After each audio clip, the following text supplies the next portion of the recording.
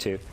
And from there, Jarek's now rotating bottom lane. He's all over the place. It's going to be catching up March here, who has a surge available, but with the Bounty Hunter extra bit of damage here, March going to run south, and he's got a TP, but I don't think he will get a chance to use it. He's going to hold on to it and just accept his fate. He picks up the kill, as that's first blood as well. Imagine if he had been to the rotates to that top lane. There's been 2 times so far. Up goes the smoke. He went into the Bounty Hunter, and what?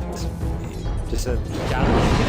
Again, this is someone he throws it, will die to the soul summon. In comes from the Cure's already committed the blink at just level 1. He'll die for this one.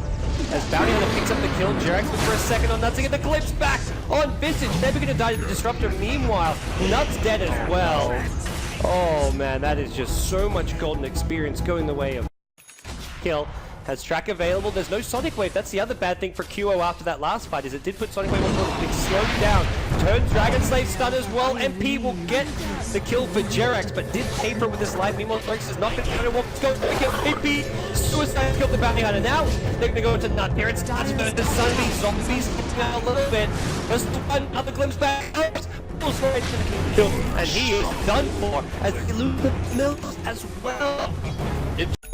From time to time, so we'll see HOT6. Now they're going to start claiming towers, and this is where Phoenix are going to lose all sense of map control. Dire's bottom tower is under more attack. than the fact that I feel Phoenix are playing poorly, I just think that this is HOT6 executing their strategy to perfection. Step ahead of them in every scenario, and at top again. HP, here comes the rotation. Cure blinks in. He's committed to this one. He blinks in underneath the tombstone of all places. Tracked up. This is going to be multiple track kills going the way of HOT6. A third track comes out. Nuts gets caught out on the line. Oh boy. It's really well and truly pulled them. Started those. Peref is the target. He does get hit by the tail end of the Gust, but he's so tanky right now.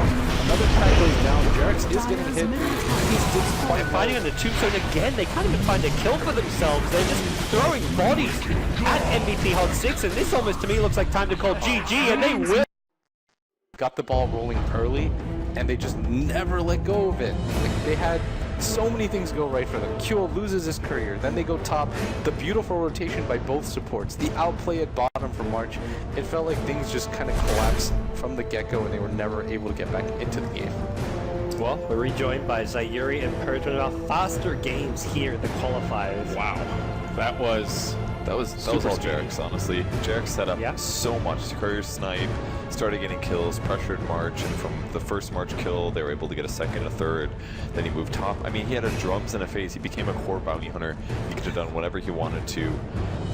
He just set up so many kills, and then at that point, the game just kind of ended. Every fight that they took, there was good TP rotations. Disruptor showed up at the perfect time. I mean, it was like every fight that happened, HOT6 always teleported the right person into the lane at the perfect time to get the kill, and then the follow-up as well. They played that game so well.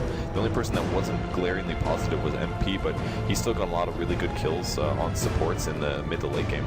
Yeah, I mean, you guys late game of 14 minutes of this. Totally hit the nail on the head. The first like 5 to 10 minutes, as they get the momentum, they can take over the game. And that was just impressive. That's 580 GP. We last hit more heroes than creeps by a factor greater than 2. That's the absurd part. I mean, why farm creeps so you can farm heroes? That's. And still going for the BKB, the ultimate safe play. That is some patience. If I was that far ahead, I'd be like Rapier. Here we go.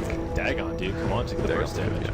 No, that's crazy. So, where does that leave us looking forward? I mean, is this sort of like a fluke draft? I know Purge and I agree that the Dire draft seemed a little more conventional, to say the least, but they did lack some stuns, I guess. So if they are getting overrun, it's just kind of over, and that's basically what Undying provided, what the Bounty Hunter provided. The track movement speed is really big, and not to mention if they do also run, they're gonna get glimpses back. So like they just didn't have any solutions. Once the gold advantage was in HOT6 favor, they ran at them and they couldn't stop them, and the gold advantage was, God, they had a mech in a pipe, like you said. There was no way that they could get kills at that point. They would focus everything just to blow up one mid hero or something like that. It was way too much commitment, and it just looks like, I mean, HOT6 won the set before. They stomped the hell out of them this game.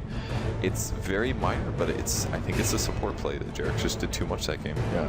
Now, all of you have at least some competitive experience. How rough is it to lose game 1 this hard? I mean, is there any tilt factor here coming in? That was like probably the most one-sided game we've seen in this qualifier. I think it's bad, but it's not as bad as like losing based on like a really bad mess up in like the mid to late game maybe. Like to me, it's just a game where you say, let's forget that game ever happened and move on.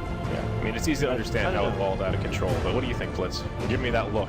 I think the key thing is that both teams should realize no matter what happens, they've done great things. Like both MVP squads are gonna go to TI. Yeah. Like their organization has to be thrilled off of that. Obviously the players would like a direct seat into TI, but I think the best thing for Phoenix to realize is, okay, we're gonna go to TI no matter what. We haven't, you know, disappointed anybody. We've done well by our sponsors, our teammates.